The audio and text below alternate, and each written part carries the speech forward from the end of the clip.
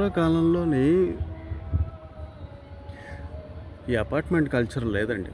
ఇప్పుడు apartment culture వచ్చి ఎదురుగున్న ఇల్లున్నా పక్కన్నా సరే మాట్లాడినా వాళ్ళు పెద్ద మాట్లాడుకోవడం, పైపొచ్చి సర్వీస్ రివర్స్ కౌంటర్‌గా మీరే మాట్లాడడం అనడం.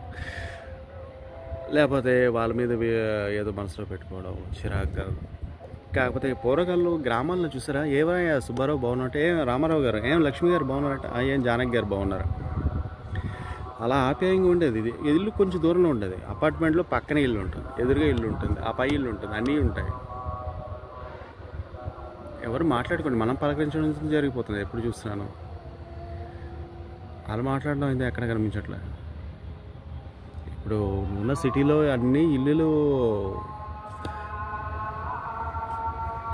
పెరిగిపోతూ అసలుకి మనిషికి ఉండడానికి చోటు లేదు అన్నట్టుగా ఏంటని తయారైంది. కొన్నాళ్ళ పోతే విదేశాల్లో ఉన్న ఇల్లులా తయారవుతాయేమో.